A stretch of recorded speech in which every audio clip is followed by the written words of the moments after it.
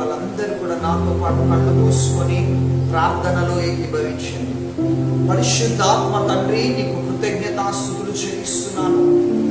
ఆశ్చర్యకరుడ, ఆలోచనకర్త, నిత్యవగు తండ్రి, నీకు వందనాలు, స్తోత్రాలు.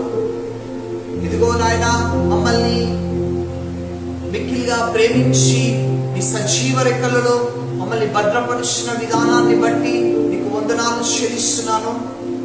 ఈ సాయంత్రం కాలము ఈ లైవ్ కార్యక్రమంలోనికి మిమ్మల్ని ఆహ్వానిస్తున్నాము నాయన.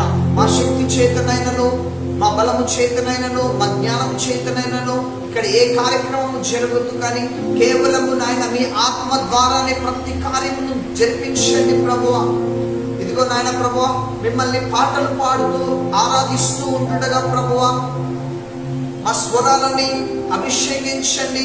మీ ఆత్మ కార్యమును జరిపించి మీరు తోడుగా ఉండి నడిపించమని సమస్తమును మీకే అప్పచెప్తూ నజరేయుడైన యేసుక్రీస్తు నామంలో అడుగుచున్నాము తండ్రి, ఆమేన్.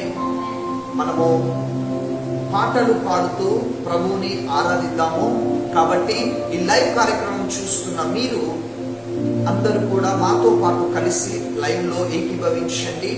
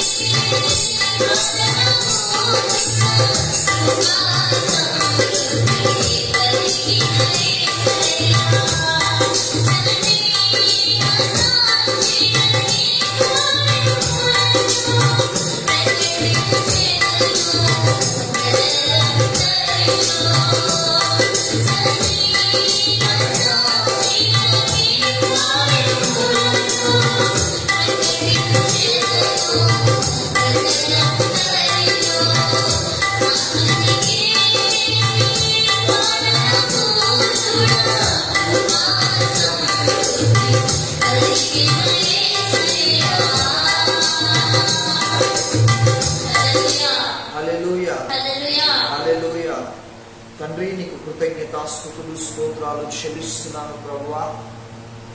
ఇదిగో నాయనా ప్రభువా, మీరు మా మధ్యలో ఉన్నారు. మీరు మాతో మాట్లాడడానికి మీరు సిద్ధముగా ఉన్నందుకు వందనాలు స్తోత్రాలు చెల్లిస్తున్నాను నా దేవా. ఇదిగో నాయనా ప్రభువా, ఆశ్చర్య కార్యాలు చేసే దేవా, ఈ ఆరాధన అంతా కూడా మీకే సమర్పించుకుంటున్నాను ప్రభువా. ఇదిగో నాయనా ప్రభువా, ఈ లైవ్ కార్యక్రమంలో ఎంతమంది ఏకీభవిస్తున్నారో వారితోని మీరు మాట్లాడి వారి హృదయాలను తెరిచి వారి అంతరంగంలో ఉన్న బాధను, వారి అంతరంగంలో ఉన్న వేదనను, వారికి ఏది కొదువుగా ఉందో ఆ విషయంలో వారికి సమృద్ధిని దయచేసి వారితోని మీరు సూటిగా మాట్లాడి బలహీనంగా ఉన్న వారిని బలపరిచి, దుఃఖంలో, వేదనలో, ఒంటరితనంలో ఉన్న వారిని బలపరిచి మీ నామానికి సాక్షి బిడ్డగా నిలబెట్టమని యేసు నామంలో ఈ ఆరాధనంతా మీకే సమర్పించుకుంటూ యేసు నామంలో అడుగుచున్నాం తండ్రి, ఆమేన్. కాబట్టి మనము వర్తమానంలోనికి వెళ్దాము. దేవుడు మనల్ని గడిచిన వారం నుంచి కూడా ఆయన కృపాలెక్కల చాటున మనల్ని భద్రపరిచినాడు. అందుకు దేవునికి మహిమ కలుగును గాక. ఈ దిన అంశము, ఏవి విత్తుదువో అదే కోస్తావు. మనము చూసినట్లయితే ఏది విత్తుదవో అది కోసం మనము ఈ భూప్రపంచంలో, ఈ భూలోకంలో మనం చూసినట్లయితే ఎన్నో రకాల మొక్కలను మనం చూస్తాము. ఆ మొక్కలను చూస్తాము, మనము వరిని చూస్తాము, గోధుమలను చూస్తాము. అది ఏ గింజ అయితే విత్తబడిందో అదే గింజను కలిగిన పంటను, కలిగిన మొక్కను అనేది రావడం అనేది జరుగుతుంది. ఇది అపోస్తులుడైన పౌలు దీని గురించి మాట్లాడలేదు, కానీ మీకు అర్థమయ్యే విధముగా నేను ఒక విషయాన్ని జాగ్రత్తగా నేను చెప్తాను. జాగ్రత్తగా వినండి. అందరూ కూడా బైబిల్ తెరిచినట్లయితే గలితీలకు రాసిన పత్రిక 6వ అధ్యాయం, గలితీలకు రాసిన పత్రిక 6వ అధ్యాయం 7వ వచనాన్ని మనం చదువుకుందాం. గలితీలకు రాసిన పత్రిక 6వ అధ్యాయం 7వ వచనం. మోసపోకుడి, దేవుడు వెక్కిరింపబడడు. మనుష్యుడు ఏమి విత్తునో ఆ పంట కోయును. ఎలా అనగా తన శరీరేచ్ఛలను బట్టి విత్తువాడు తన శరీరమును బట్టి క్షయమును పంట కోయును. ఆత్మను బట్టి విత్తువాడు ఆత్మను బట్టి నిత్య జీవమును పంట కోయును. హల్లెలూయా. మనిషి ఏ పంట విత్తునో ఆ పంట పోయును అని క్లియర్ గా అపోస్తలుడైన పౌలు గలిత సంఘానికి రాయడం అనేది జరిగింది. చూడండి, నీలో ఎన్నో చెడు స్వభావాలు దాగి ఉన్నాయి. నువ్వు ఆ చెడు స్వభావాన్ని అనుసంధానంగా నీ జీవితము ఆధారపడి ఉన్నది అట్లయితే అదే పంటను నువ్వు కోస్తావు. ఎందుకంటే ఎగ్జాంపుల్ మనం చూసినట్లయితే, నీవు యథార్థత లేకుండా నువ్వు ప్రవర్తించినట్లయితే నువ్వు నాశనానికి నడిపించబడతావు. నువ్వు అవినీతిని బట్టి ముందుకు వెళ్తే నువ్వు నాశనానికి, చివరికి నాశనం గుండా ముందుకు వెళ్తావు. ఎందుకంటే చాలా మందిని భూలోకంలో మనం చూసినట్లయితే లంచాలు తీసుకోవడము, అవినీతిని బట్టి ఎంతో మంది ప్రాకులాడము, ఆ పాపాన్ని ఇష్టపడము, ఆ పాపం చేయడానికి ముందుకు వెళ్ళడము, ఆ విధంగా మోసం చేసి లంచాలు తీసుకొని అక్రమంగా సంపాదించుకున్న ఆ సంపాదన అంతా కూడా ఈ దినాలలో మనకైతే కలవదు, కానీ ఎంతో మంది బిల్డింగ్లు ఎన్నో విధాలుగా కట్టడము జరుగుతుంది. కానీ వాళ్ళు ఆ విధంగా సంపాదించినప్పటికీ కూడా వాళ్ళకు వచ్చే పిల్లలకి వారి సంతోషము లేక, సమాధానం లేక, నెమ్మది లేక, అన్యాయంగా సంపాదించిన ఆ డబ్బు అంతా కూడా అది సుఖము అనేది వాళ్ళ జీవితంలో లేదు. చూడండి, ఎంతో మంది ఈ రకముగా ఉన్నారు. అనేక రకాలుగా డబ్బు సంపాదించడము, ధనాపేక్ష కలిగిన వారే డబ్బు వ్యామోహముతోని ఎన్నో రకాలుగా డబ్బు సంపాదించి ఆ డబ్బుని ఈ దినాలలో అనుభవించని పరిస్థితి చాలా మందికి ఉన్నది. ఎందుకంటే ఆయన అవినీతిని బట్టి, ఆయన అన్యాయాన్ని బట్టి, ఆయన అక్రమాన్ని బట్టి, మోసాన్ని బట్టి పంటను విత్తినాడు. ఇప్పుడు ఏ పంట కోస్తున్నాడంటే అతని జీవితంలో నాశనం అనేది కనపడుతుంది.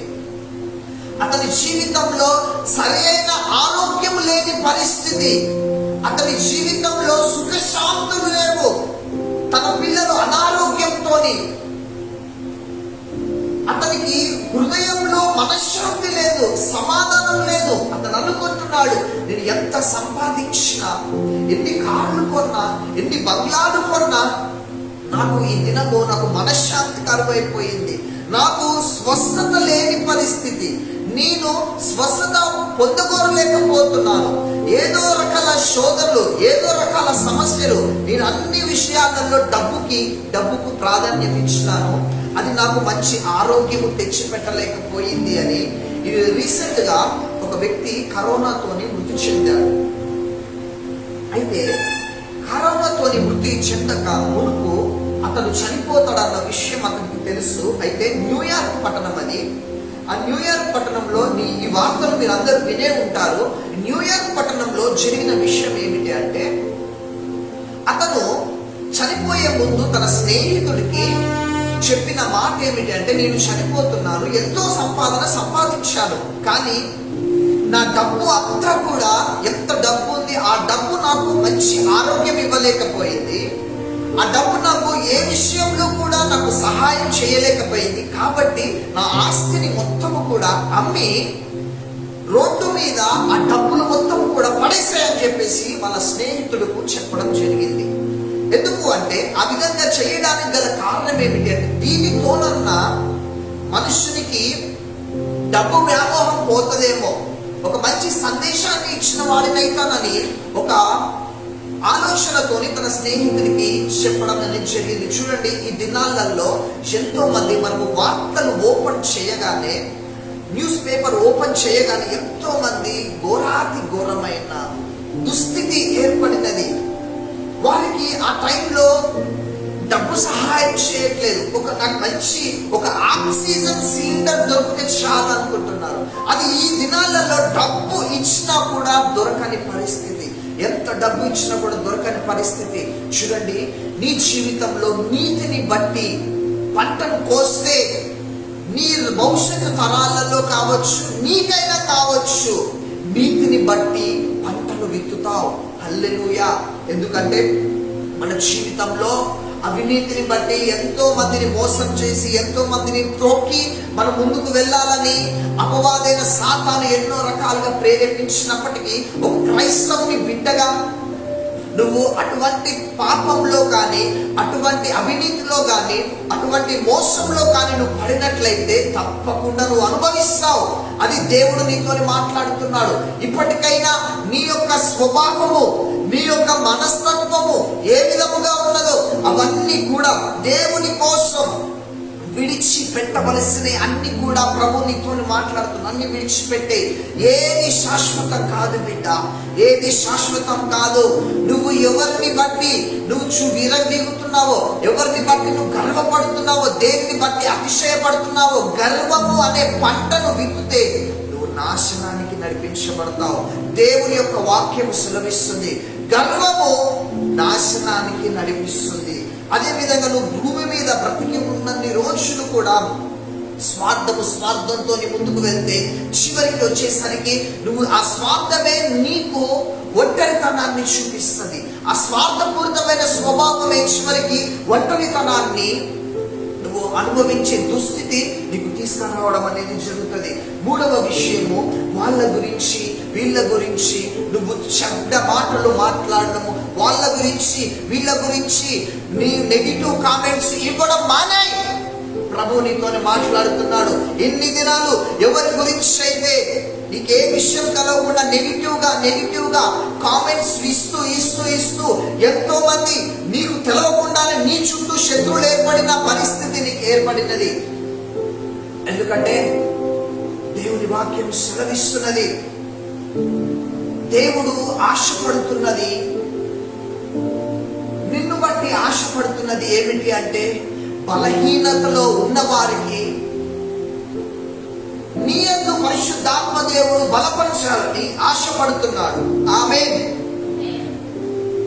ఎంతో మంది దుఃఖంలో ఉన్నారు, ఎంతో మంది వేదనలో ఉన్నారు, ఎంతో మంది అనారోగ్యంతో ఉన్నాడు. ఒక క్రైస్తవ విశ్వాసిగా నీవు చేయవలసిన పని ఏమిటి అంటే, ఒకరి గురించి చాడీలు చెప్పే మనస్తత్వం నుంచి బయటికి రా. ఫస్ట్ ఆఫ్ ఆల్ ఒకరి గురించి తప్పుగా మాట్లాడే స్వభావం నీకున్నదా?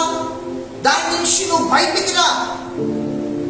ఎందుకంటే నువ్వు ఎవరి గురించి ఏ వివరాలు తెలవకుండా ఎవరో చెప్పిన మాటలను బట్టి ఇతరులకు నువ్వు చాడీలు చెప్పినట్లయితే నువ్వు అదే పంట కోస్తావు. వాళ్ళ గురించి వీళ్ళ గురించి చాడీలు చెప్పినట్లయితే నీ జీవితంలో నువ్వు ఎదుర్కోవాల్సిన పరిస్థితి ఏమిటి అంటే, నీ చుట్టూ శత్రువులు ఏర్పడతారు. ఒక దినమున చాడీలు అనే స్వభావాన్ని, వాళ్ళ గురించి వీళ్ళ గురించి చాడీలు అనే స్వభావాన్ని విత్తినట్లయితే నువ్వు ఏ పంటను కోస్తావంటే చెడు.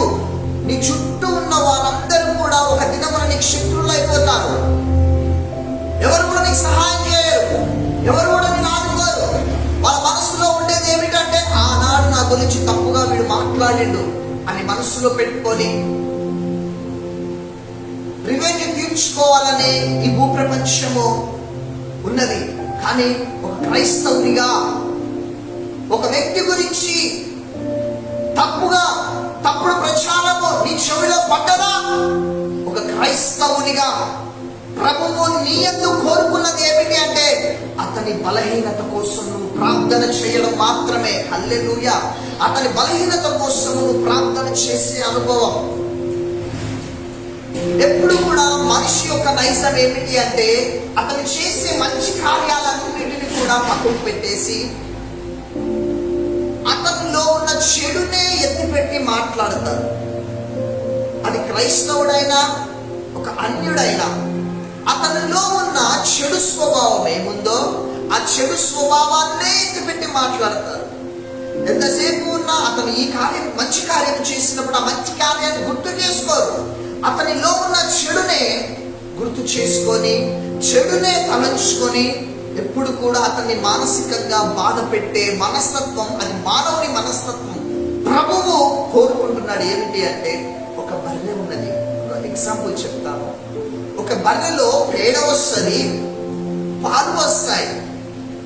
ఒక మానవుడిగా నువ్వు బర్రెలో చూసేది మంచి పదార్థం, నీకు ఉపయోగపడే పదార్థం ఏమిటి అంటే పాలు. హల్లెలూయా.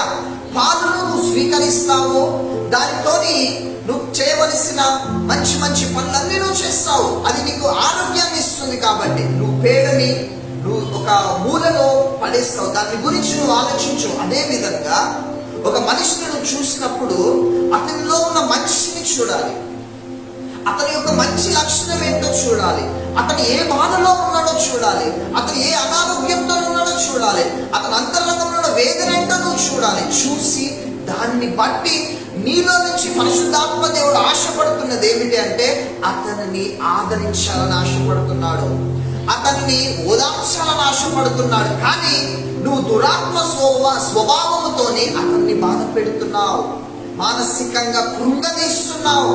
అతని అతని ఏ నొప్పితోనైతే పడుతున్నాడో ఇంకా ఇంకా ఇంకా అతన్ని కృంగతీయాలని చూస్తున్నావు. కానీ ప్రభువు నీ నుంచి అది కోరుకోవట్లేడు బిడ్డ. ప్రభు నీ నుంచి కోరుకుంటున్నది ఏమిటి అంటే, అతను బాధపడుతున్నప్పుడు అతను ఓదార్చాలి, అతను ఏ అనారోగ్యంతో ఉన్నప్పుడు అతని కోసం ప్రార్థన చేయాలి. ఆ పంటను నువ్వు విత్తినట్లయితే నువ్వు మంచి అనే పంటను కోస్తావు. హల్లెలూయా. చూడండి, కొంతమందిని చూసినట్లయితే ఎప్పుడు కూడా ఏదో పోగొట్టుకొని, ఏదో చింత ఏదో మనసు దిగులు పడుతూ మొహారం అంతా కూడా వికారం చేసుకుంటూ ఉంటారు. హల్లెలూయా. కానీ మనం చిన్నపిల్లలను చూసినట్లయితే ఆ చిన్నపిల్లలు ఎప్పుడు కూడా ఆనందంగానే ఉంటారు. వాళ్ళకి ఏ దిగులు ఉండదు, వాళ్ళకి ఏ బాధ ఉండదు, ఎప్పుడు కూడా సంతోషం సంతోషం సంతోషం. అందుకే దేవుని వాక్యం సెలవిస్తుంది, చిన్నపిల్లలను ఆటంకపరచకుండా నా దగ్గరికి రానివ్వండి, దేవుని రాజ్యము ఇటువంటి వారిదే అని. ఎందుకు ఆ మాట దేవుడు అన్నాడంటే, చిన్నపిల్లల మనస్తత్వం దేవునికి ఇష్టము. హల్లెలూయా. నువ్వు ఆ మనస్తత్వం కలిగి ఉండాలి. నీకు ఒకవేళ అనారోగ్యం ఉందా, నువ్వు ఆర్థిక ఇబ్బందులతో బాధపడుతున్నావా, దాని గురించి పక్కకు పెట్టేసే. ప్రభు వాక్యం సెలవిస్తుంది, ఫిలిప్పీలకు రాసిన పత్రిక 4వ అధ్యాయం 4వ వచనం. అందరు బైబిల్స్ తెరిచినట్టయితే ఫిలిప్పీలకు రాసిన పత్రిక 4వ అధ్యాయం 4వ వచనం.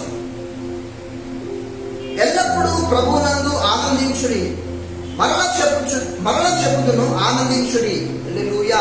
చూడండి, నువ్వు ఏ విషయంలోనైతే బాధపడుతున్నావో అది నాకైతే తెలియదు, కానీ ప్రభు నీతోని మాట్లాడుతున్నాడు. నీ సమస్యను బట్టి, నీ అనారోగ్యాన్ని బట్టి, నీ ఆర్థిక ఇబ్బందులను బట్టి, నీ అప్పుల సమస్యను బట్టి, నీ వ్యాపారంలో లాస్ జరగడాన్ని బట్టి, నీ నిందలను బట్టి, నిన్ను నిందించే వారిని బట్టి, అవమానించే వారిని బట్టి నిన్ను ఎంత మంది బాధ పెడుతున్నారో అవన్నీ పక్కకు పెట్టేసి దేవుని వాక్యం సెలవిస్తుంది, ఆనందించుడి, ప్రభువునందు ఆనందించుడి, మరలా చెప్పుదును ఆనందించుడి అని దేవుని వాక్యం సెలవిస్తుంది. బిడ్డ, మదర్ తెరిసా ఉండేవాడు. మనకందరికీ తెలుసు మదర్ తెరిసా. తను చిన్న వయసు నుంచి కూడా దేవుని యొక్క సేవలో ఉండాలని ఆమె సమర్పించేసుకొని వివాహం చేసుకోకుండా చిన్న వయసు 17 సంవత్సరాల నుంచి కూడా దేవుని కోసము రోగులకు సహాయం చేయాలి, వాళ్ళకి సేవ చేయాలి అని దేవుని కాడ తీర్మానం తీసుకొని వివాహం చేసుకోకుండా తను ఎంతో మందికి సేవ చేస్తుంది. ఆమె 20-21 వయసు ఉన్న ఆ ప్రాయంలో ఒక ముగ్గురు యవ్వనస్తులు ఆమె సాక్ష్యాన్ని పాడు చేయాలని ఒక దురాలోచనతోని ఆమె దగ్గరికి వెళ్తూ ఉంటారు. ఒకరోజు ఆమె ఎప్పుడు దొరుకుతుందా అని వేచి చూస్తూ ఈ ముగ్గురు యవ్వనస్తులు వేచి చూస్తూ ఉన్నారు. అర్ధరాత్రి పూట ఆమె ఏం చేస్తుంది అని ఈ ముగ్గురు యవ్వనస్తులు, ఒకరు వంగి ఉన్నారు, ఇంకొకరు గోడ ఆమె వారి మీదకి ఎక్కి ఈ యొక్క మదర్ తెరిసా ఏం చేస్తుండ్రు అని తొంగి చూడడం జరిగింది. వాడు చూసిన వ్యక్తి మౌనమైపోయినాడు. మొదటి వ్యక్తి చూసినప్పుడు మౌనమైపోయినాడు. కింద మిగతా ఇద్దరు అడుగుతున్నారు, ఎందుకు మౌనంగా ఉన్నారు, దిగు, నీ కూడా చూస్తా అని చెప్పేసి రెండో వ్యక్తి వెక్కినాడు. రెండో వ్యక్తి వెక్కి అతను అయిపోయి ఏడుస్తూ ఉన్నారు. ఈ మూడో వ్యక్తికి అర్థం కాక, మీరు ఎందుకు మౌనంగా ఉన్నారు, ఎందుకు ఏడుస్తున్నారు, ఆగు నేను కూడా చూస్తాను. మూడో వ్యక్తి కూడా ఎక్కినాడు. మూడో వ్యక్తి ఎక్కి ముగ్గురు ఆ యొక్క మదర్ తెరీసా ఏం చేస్తుందని చూడాలని బట్టి చూడగానే ఆ టైంలో ఆ మూడో వ్యక్తి చూస్తున్నప్పుడు ఒక కుష్ఠరోగి వ్యక్తి దగ్గరికి వెళ్ళి అతని గాయాలు మారుస్తూ, అతని గాయాలను కడుగుతూ, అతనికి అన్నం తినిపిస్తూ అతనితో మాట్లాడిన విషయం ఏమిటి అంటే, బాధపడుతున్నావా, ఈ అనారోగ్యాన్ని బట్టి చింతిస్తున్నావా, భయపడకు. నీకు విషయం తెలుసా, నిన్ను దేవుడు సృష్టించినాడు. ఆ సృష్టికర్త అయిన దేవుడు నీకు తోడుగా ఉన్నాడు. నీ గాయాలు మానుతాడు. నువ్వు బాధపడకు, నువ్వు ధైర్యంగా ఉండు. అతన్ని ఓదారుస్తూ ఉన్నది. ఈ మాటలు ముగ్గురు వ్యక్తులు విన్నారు.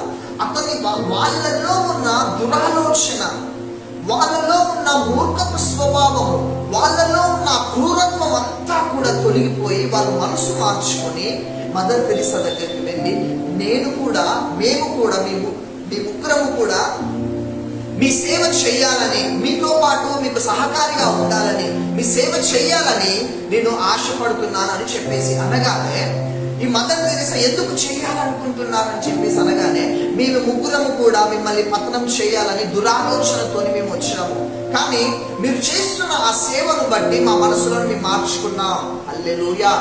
చూడండి, మనిషిని బట్టి విత్తే మనిషిని బట్టి పంట కోస్తావు.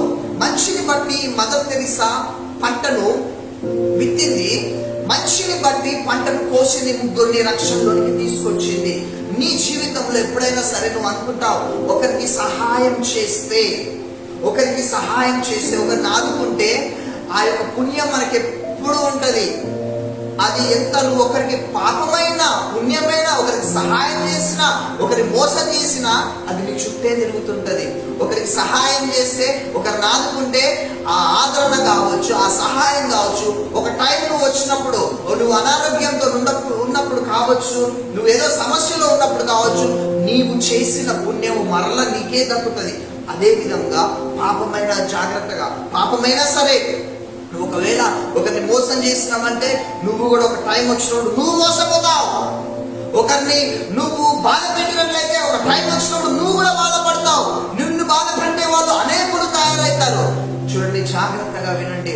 కత్తి పట్టేవాడు కత్తికే మృతి చెందును అని అన్ని భగవద్గీతలలో ఉంది, బైబిల్లో ఉంది, ఖురాన్లో ఉంది. ఏది పడతావో అదే, ఏది విత్తుతావో అదే కోస్తావని స్పెషల్ గా క్లియర్ గా రాయబడి ఉన్నది.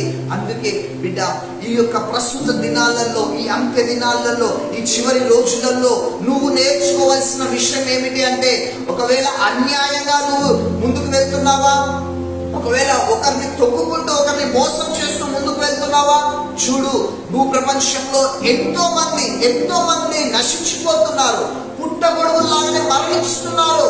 వారి పాపము వారిని చూడట్లేదు, కానీ అందరూ కూడా నాశనం అయిపోతున్నారు. మనుషులు ఒక పుట్టగొడుగులాగానే రాలిపోతున్నారు. చెట్టు ఆకు కొమ్మలు రాలినట్టే రాలిపోతున్నారు. ఈ దినమైన నువ్వు నేర్చుకోవాల్సిన విషయం ఏమిటంటే, నీతిగా బ్రతకడము, అవసరమైతే 10 మందికి సహాయం చేసే స్వభావం నువ్వు కలిగి ఉండు. ఇంకా నీలో అన్యాయము, ద్రోహము, ఇంకా నీలో అసూయ, కోపము, క్రోధము ఈ దినాలలో పనికిరావు బిడ్డ. అవి నీకు తిండి పెట్టవు. నీవు ఒకవేళ ఒకరికి నువ్వు సహాయం చేసినట్లయితే ఆ సహాయం ఎప్పటికీ నిలిచి ఉంటుంది. దేవుని యొక్క వాక్యం సెలవిస్తుంది, ప్రేమ అనేక దోషములను కప్పివేస్తుంది. నువ్వు ప్రేమగా మంచితనంతోనే నువ్వు అడుగు ముందుకు వేసినట్లయితే నీ జీవితం ఫలభరితంగా ఉంటుంది, ఆశీర్వాదకరంగా ఉంటుంది. చూడండి, నువ్వు ఒక తల్లిగా, ఒక తండ్రిగా ఈ మాటలు వింటున్నావేమో, నువ్వు ఏ స్వభావం కలిగి ముందుకు వెళ్తున్నావేమో, ఒక టైం వచ్చినప్పుడు ఆ స్వభావం వల్ల, ఆ చెడు స్వభావం వల్ల, ఆ స్వార్థము వల్ల, ఆ అసూయ వల్ల, ఆ కోపము వల్ల నీ పిల్లలకి అది శాపంగా మారుతుంది. నీ స్వభావం ఏమున్నా, చెడు స్వభావం ఉన్నదా మంచిగా మార్చుకో. దేవుడు నిన్ను ప్రేమిస్తున్నాడు, దేవుడు నిన్ను విడిచిపెట్టలేదు. ఆయన ప్రేమతో నింపాలని ఇష్టపడుతున్నాడు. ఈ దినాలలో ఎంతో మంది సహాయం కావాలని కోరుకుంటున్నారు బిడ్డ. ఎంతో మంది సహాయం కావాలని, ఎంతో మంది ఆదరణ కావాలని కోరుకుంటున్నాడు. అటువంటి వారి దగ్గరికి నువ్వు వెళ్ళు. నువ్వు చేసిన పొరపాట్లన్నీ ఒప్పుకో. దేవుని సన్నిధిలో ఉండి ఒప్పుకో. ఒప్పుకొని విడిచిపెట్టి నీ యొక్క స్వభావం ఏమిటో నీలో నుంచి పరిశుద్ధాత్మ దేవుడు యావత్ ప్రపంచానికి అనారోగ్యంతో ఉన్న వారికి, రోగగ్రస్తుతో ఉన్న వారికి దేవుడు ఏమి మాట్లాడాలంటూ నీలో నుంచి ఏది మాట్లాడాలని ఆశపడుతున్నాడో ఒక అడుగు ముందుకు వేయి. పరిశుద్ధాత్మ దేవుడు ప్రతిదీ కూడా నీకు బయలుపరిచి నీలో నుంచి పరిశుద్ధాత్మ దేవుడు వారితో మాట్లాడతాడు. ఇన్ని దినాలు కూడా నువ్వు ఏ విషయాన్ని బట్టి ప్రాకులాడినవేమో, ఏ విషయాన్ని బట్టి చింతించినవేమో, ఏ విషయాన్ని బట్టి దిగులు పడుతూ ముందుకు అడుగు తీసి అడుగు వేయలేని పరిస్థితిలో అతి అనుభవంలో నువ్వు ఉన్నావేమో, ప్రభు నీతో మాట్లాడుతున్నాడు. ఏది కూడా నీకు ఎంత మాత్రం కూడా హాని చేయదు. ఎందుకు అంటే ఎంతో మంది కరోనాతోని మరణిస్తున్నారు. ఎంతో మంది హాస్పిటల్ పాలవుతున్నారు. నువ్వు ఈ దినము ఆరోగ్యంగా మంచి ఆరోగ్యంతోని మంచి హెల్తీగా మంచి బలమైన ఆహారం తీసుకుంటున్నావంటే అది దేవుని యొక్క కృప నీ మీద ఉన్నది. దేవుని యొక్క కాపుదల నీ మీద ఉన్నది. దేవుడు నిన్ను ఈ విధంగా మంచి ఆరోగ్యంతో ఉంచడానికి గల కారణం ఏంటి అంటే ఎంతో మంది రోగంతో ఉన్నవారు, ఎంతో మంది వ్యాధితో ఉన్న వారి కోసం నువ్వు మోకరించి ప్రార్థన చెయ్యాలని దేవుడు నీకు మంచి ఆరోగ్యాన్ని ఇచ్చినాడు. ఆమేన్. ఈ టైంను వృధా చేసుకోకు. ఒక క్రైస్తవునిగా, ఒక క్రైస్తవ విశ్వాసిగా 10 మంది కోసము ప్రార్థన చేసే టైం వచ్చింది. ప్రార్థన చేసే టైం ఆసన్నమైనది. చూడండి, ఒక్కసారి నువ్వు హాస్పిటల్కి వెళ్ళు.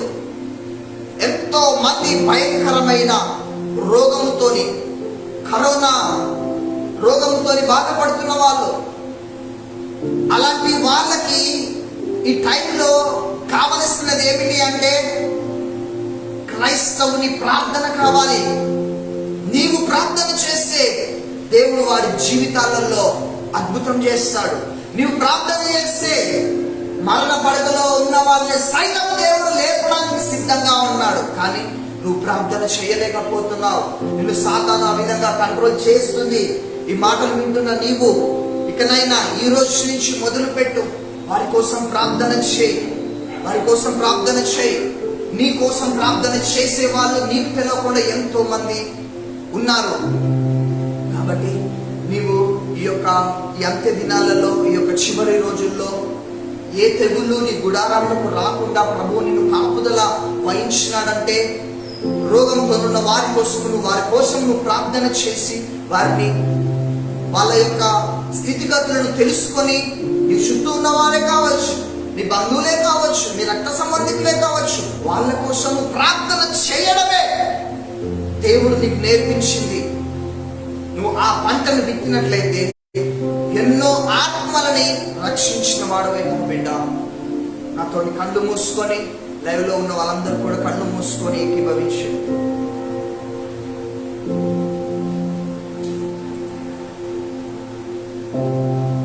పరిశుద్ధుడానికి వందనాలు, స్తోత్రాలు చెల్లిస్తున్నాను ప్రభువా.